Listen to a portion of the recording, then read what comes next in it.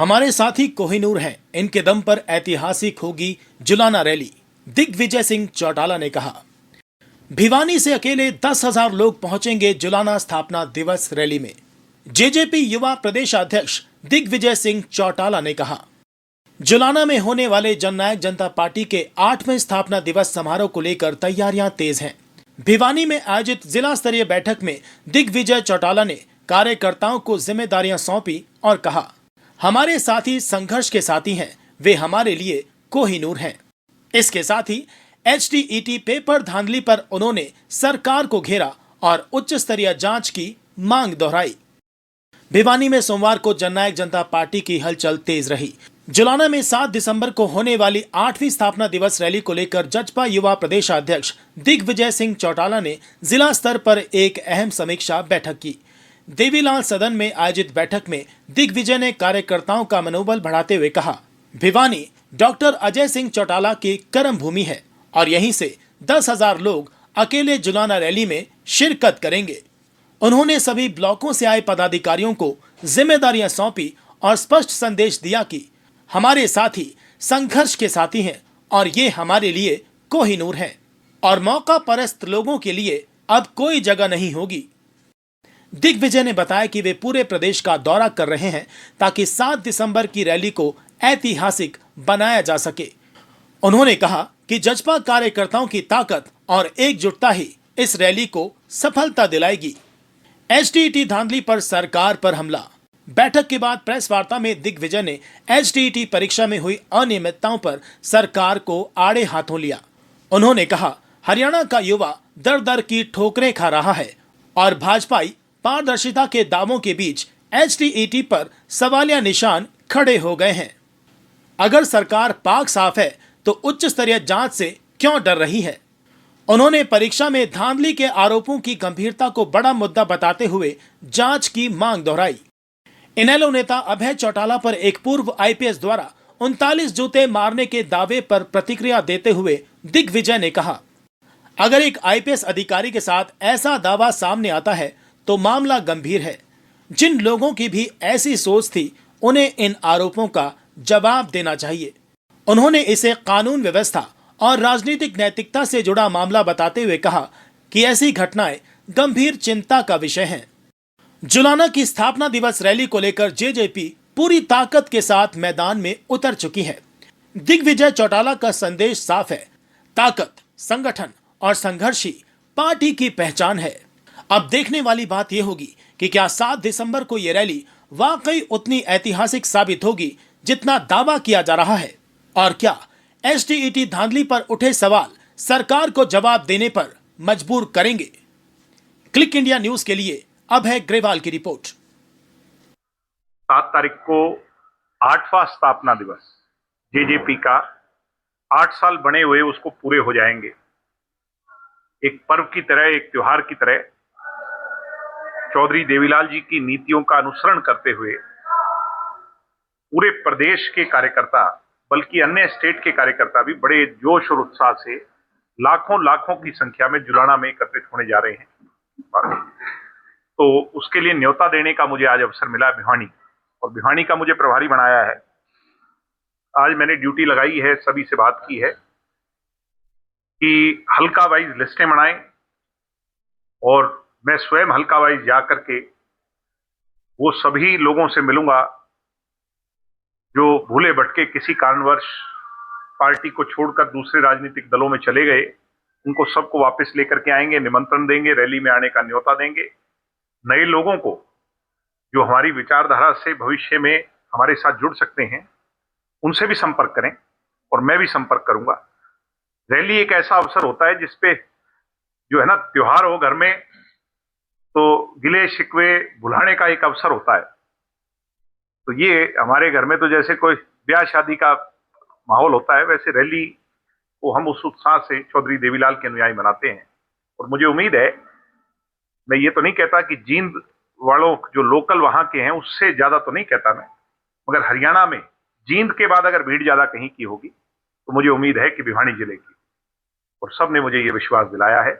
अब उस पर काम करने की आवश्यकता है। 7 तारीख को भिवानी की मीडिया एनालिसिस करेगी तोल तराजू करेगी कि कितने एक लोग गए, तो मुझे लगता है कि प्रभारी के तौर पे आप जरूर शाबाशी देंगे कि हमने मिलजुल करके अच्छा काम किया। सरकार का तो हाल ये है कि सरकार के मंत्री सड़क पर हाथ दे रहे हैं, कोई गाड़ी वाला ही नहीं रोकता। सरकार तो बची नहीं, कल 3-3 मर्डर रोहतक में हो गए।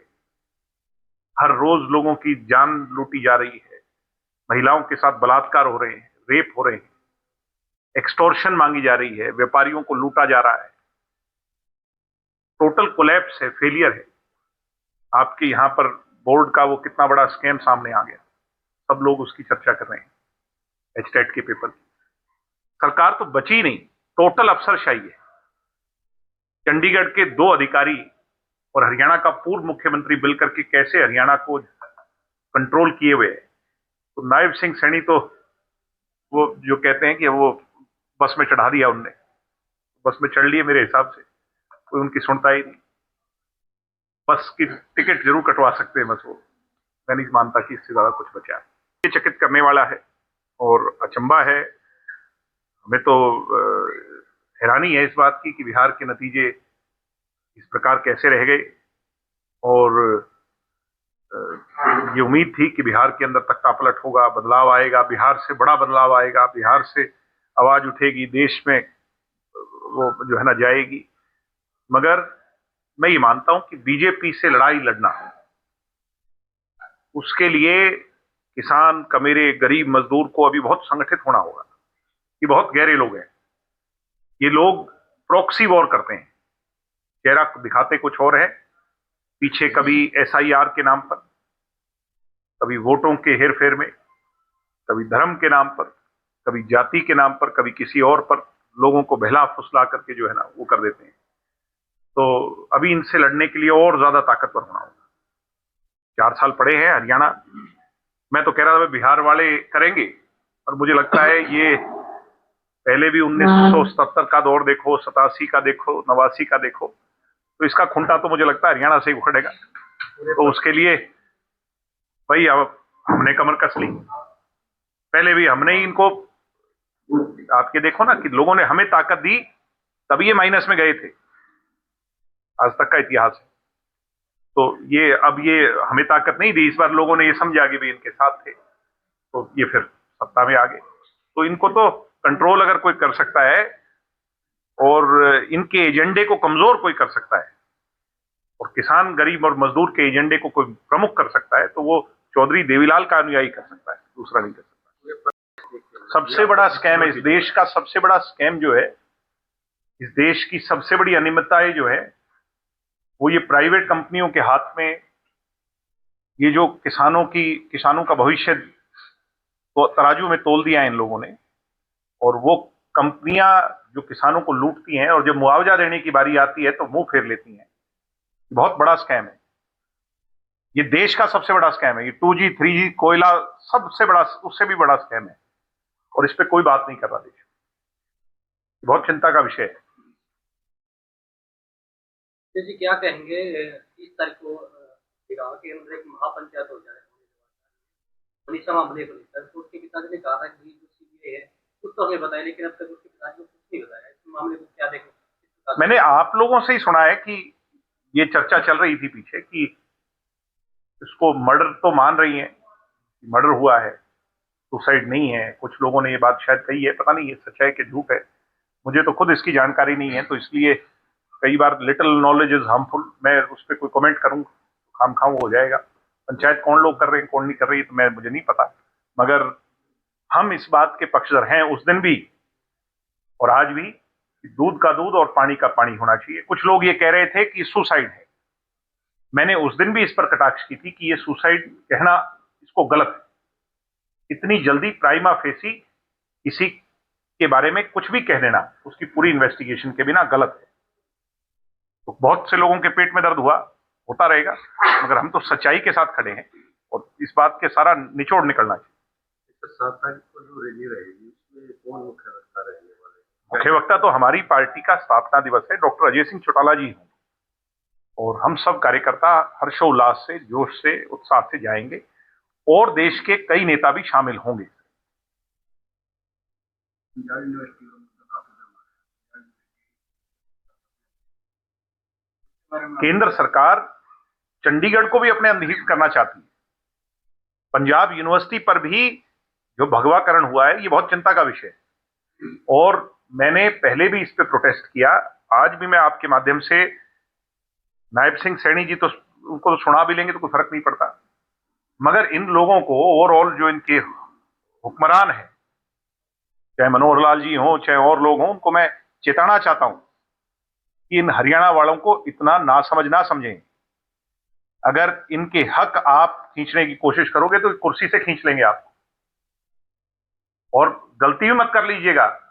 ये जो हमने सुना है सेनेट में हमारा हक छीन लिया, फिर यूनिवर्सिटी से छीन लिया, फिर अब कह रहे हैं चंडीगढ़ को ही छीन लेंगे, तो फिर ये हरियाणा वाले अगर दिल्ली की तरफ चल दिए तो जो है ना आपको समझ नहीं आएगा।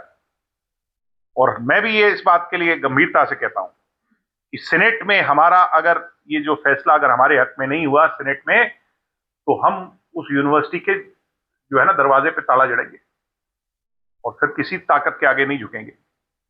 ये कोई पंजाब की या किसी उसकी अकेली की यूनिवर्सिटी थोड़ी है, हमारा भी हक है इस पे। हम तो कब से इस पे लड़ाई लड़ रहे हैं। थैंक यू जी। इसको एक महीने में एक परिणाम आ जाएगा, लंबा टाइम। मैं तो रोज शोर मचाता हूं, हर रोज social media, electronic media, press note. अब और कोई तरीका है तो मुझे बता दो, आप और हम मिलकर कोशिश कर लेते हैं।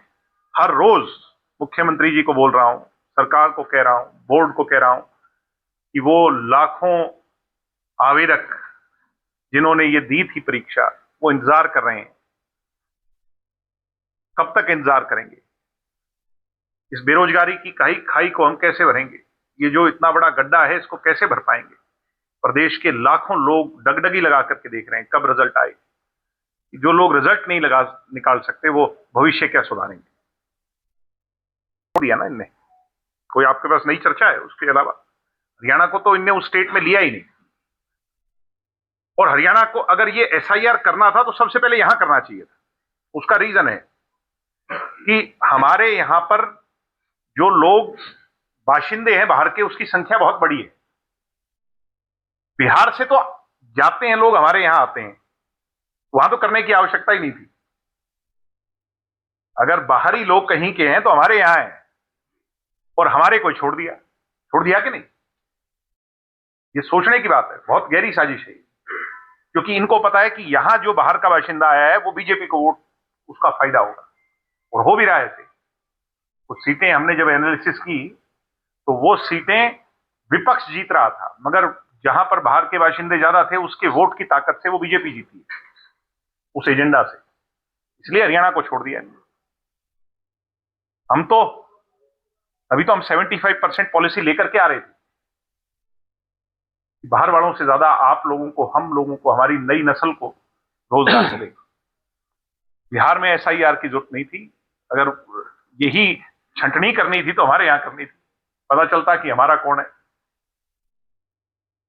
एक सर हाल ही में एक सोशल मीडिया पे एक इंटरव्यू आया था आर2 यादव का, जो आईपीएस जी, वो वैसे चौटाला जी द्वारा मतलब हमारे उनको पिटाई करने की बात था, क्या आपने देखा है? कैसे देखते हैं सारे बात? नहीं, मैं भी सोशल मीडिया एक्टिविस्ट हूं, आप भी हैं, सब देखते रहते हैं, चलता रहता है। तो सोशल मीडिया पे बहुत सी बातें होती हैं, क्या सच है क्या नहीं है। कोई कुछ कह रहा है तो वो उसको वो काउंटर करना चाहिए उन लोगों को, अगर वो सच नहीं है तो। मेरे बारे में, आपके बारे में कोई गलत कहे तो मैं तो कहूंगा ना कि ये गलत है। अगर आप अपनी जुबान को उस पर आप नहीं बोलोगे उस पर, तो इसका मतलब तो फिर उसको आप प्रूव कर रहे हो। तो पता नहीं उसकी सच्चाई क्या है, मगर ऐसी बातें सुनी तो हमने भी बहुत हैं। मैं कहता था कोई बात तो आप लोग मानते नहीं थे, अब आप मेरे से ही पूछ रहे हो, कोई दूसरा कह रहा है तो। लेकिन अभी कुछ दिन पहले ही यहाँ कह के गए, मतलब कांग्रेस ने मेरी झूठी फैलाई थी कि हेलीकॉप्टर में मीडिया वाले सच्चाई पहले ही। नहीं, मैं इस पे क्या कहूंगा, मैं उनके बारे में कोई बात नहीं करना चाहता। आपने मेरे से एक सवाल पूछा है, मैंने ये कहा है कि किसी के बारे में भी कोई कुछ बोलता है, वो सच या झूठ तो साफ होना चाहिए, पता चलना चाहिए कि ये सच है या झूठ। मगर छवि ऐसे ही नहीं बन जाती, किसी की परसेप्शन ऐसे ही नहीं बन जाती। आग से पहले कहीं तो चिंगारी जली होगी। कुछ ना कुछ तो है। प्रदेश में जो खराबा हुआ था 22 लाख के करीब किसानों ने इतने एकड़ का मुआवजे की मांग की, तो लगभग 30% पे